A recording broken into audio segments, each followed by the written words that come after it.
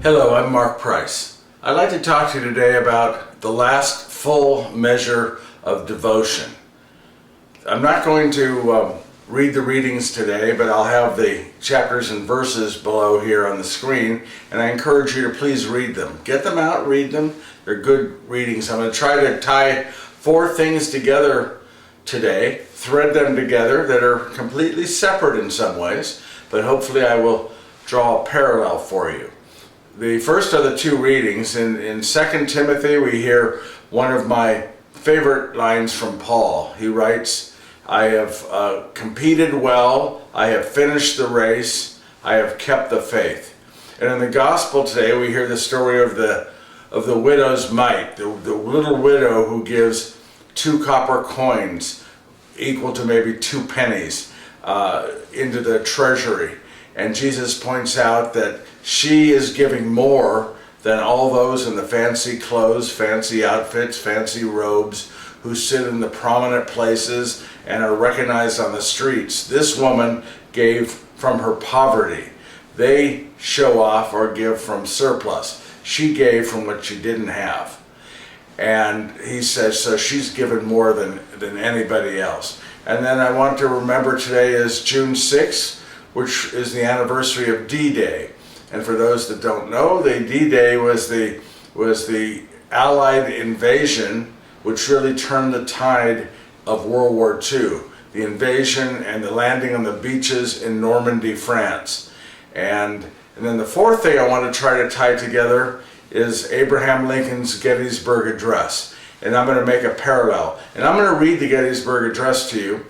And I'm doing it because of one particular line that's actually my favorite line in the whole Gettysburg Address. And it means so much to me, and I think it will tie everything together. So here you are, the Gettysburg Address from November 19th, 1863. Abraham Lincoln is in Gettysburg, Pennsylvania.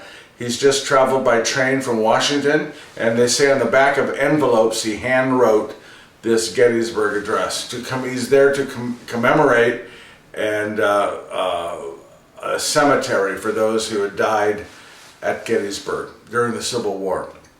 87 years ago, our fathers brought forth on this continent a new nation, conceived in liberty and dedicated to the proposition that all men and women are created equal.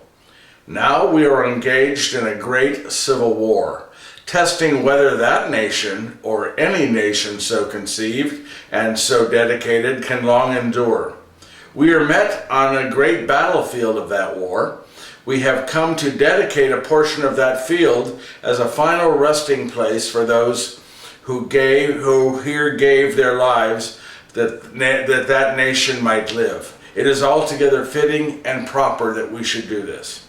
But in a larger sense, we cannot dedicate, we cannot consecrate, we cannot hallow this ground. The brave men, living and dead, who struggled here have consecrated it, far beyond our poor power to add or detract. The world will little note nor long remember what we say here, but it can never forget what they did here. It is for us, the living rather, to be dedicated here to the unfinished work which they who fought here have thus far so nobly advanced. It is rather for us to be here dedicated to the great work and task remaining before us, that from these honored dead we take increased devotion to that cause for which they gave the last full measure of devotion. And that's the line, the last full measure of devotion.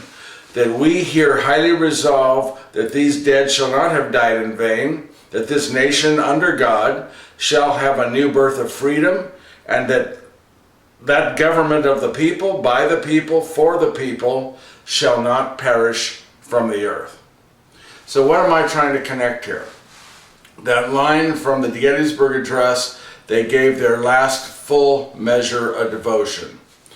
Those who died at Gettysburg, those who died while storming the beaches at Normandy, those who died for their faith over the last couple millennia, nobody wanted to die. None of them wanted to die. It's not about wanting to die. It's about a willingness to die for something you believe in. It's about a willingness to give that last full measure of devotion to that cause which is important to you, your country, your God. Everyone who died, pretty much, I'm sure everyone who died at Gettysburg or who died at Normandy while storming the beaches, knew in their heart they were doing it for their God and their country. The end of Paul's life, when he's writing to Timothy, he's writing and saying, you know, I'm at the end. I'm at the end. My end is close. I'll be gone soon, but I have been persistent. I have persevered. I have fought the good fight. I have finished the race. But mostly important, I have kept the faith. I'm willing because I have given my last measure of devotion. The widow's mite, Jesus is pointing out, what she is doing is giving from her poverty. She's giving from deep inside. She's not giving the surplus. She's giving the last measure of what she has because of her love of God, her faith, her strong understanding of what it means to love and serve our Lord. This is what we are called to do as people of faith. We're called to have that same concept, that same paradigm running our lives that Paul had when he gets to the end of his life and says, I finished the fight, I kept the faith.